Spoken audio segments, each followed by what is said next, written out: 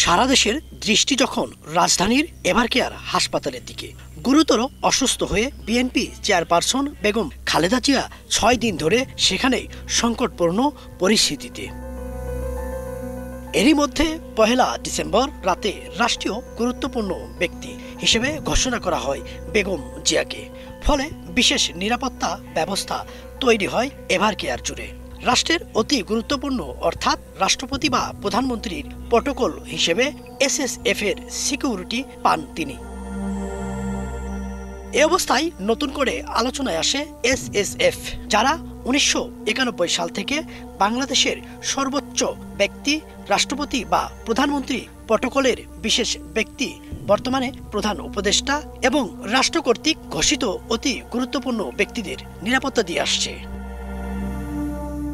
Elite force হিসেবে SSF গুরুত্বপূর্ণ নিরাপত্তার কাজে নিয়োজিত থাকলেও তাদের সম্পর্কে জানেন না অনেকেই। অতি গুরুত্বপূর্ণ বিশেষায়িত এই ফোর্সে কারা দায়িত্ব পালন করে আর কিভাবেই বা এই ফোর্সের জন্য সিলেক্টেড হয় সে নিয়েও রয়েছে বেশ আগ্রহ।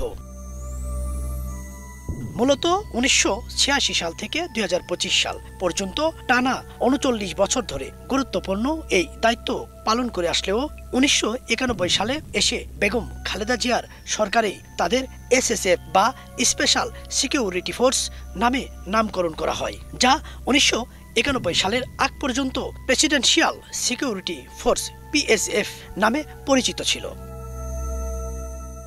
২০২১ সালে পুরনো অধ্যাদেশের পরিবর্তে নতুন এসএসএফ আইন ২০২১ কার্যকর হয়। সেখানে বলা হয় শুধুমাত্র রাষ্ট্রপতি প্রধানমন্ত্রী নয়, ভিভিআইপি হিসেবে সরকারি প্রটোকলের আওতায় যাদের ঘোষণা করা হয় তাদের নিরাপত্তা দিয়ে থাকবে এই বিশেষ বাহিনীর সদস্যরা।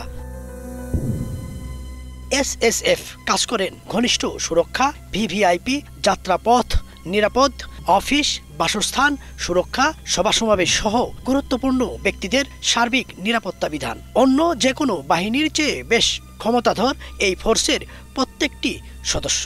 ওয়ারেন্ট ছাড়াও গ্রেপ্তারের ক্ষমতা দেয়া আছে তাদের। দেশের সেনাবাহিনী, নৌ, বিমান, পুলিশ ও আনসার সহ অন্যান্য নিরাপত্তা সামরিক ইউনিট থেকে মেধাবী, সুদর্শন ও চৌখস সদস্যদের বিশেষ প্রশিক্ষণের মাধ্যমে নেওয়া হয় এই অতি গুরুত্বপূর্ণ ইউনিটে। বিশ্বের সর্বাধুনিক প্রযুক্তি আর প্রশিক্ষণের মাধ্যমে দক্ষ করে গড়ে তোলা হয় প্রত্যেক সদস্যকেই। এক কথায় এই বাহিনীর এক একটা সদস্য যেন এক একজন সাহসের বাতিঘর। প্রশিক্ষণপ্রাপ্ত আধুনিক নিরাপত্তা কৌশলে শারীরিক ফিটনেস থেকে শুরু করে মানসিক প্রস্তুতিতে সর্বদা তৈরি। চরম চাপ, ঝুঁকিপূর্ণ পরিস্থিতি বা হঠাৎ উদ্ভূত সংকটেও তারা থেকে যান স্থির, সতর্ক ও সক্রিয়। অপারেশনাল ডিসিপ্লিন, কমান্ডের প্রতি আনুগত্য আর রাষ্ট্রের প্রতি অবিচল দায়িত্ববোধ প্রত্যেকের।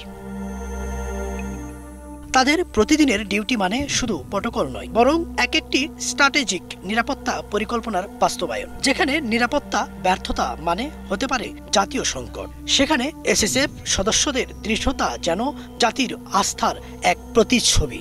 তাদের কাজ থাকে দৃশ্যপটের আড়ালে, কিন্তু এর গুরুত্ব সর্বোচ্চ স্তরের। তাদের নিষ্ঠা যেন এক নীরব প্রহরীর গল্প, যারা কেবল কাজ করেন না চাইছেন প্রচার, না চান বাহবা, যেন নিঃশব্দ এক আত্মত্যাগের প্রতীক। ইদ্রিস আলম, বাংলা ভিশন।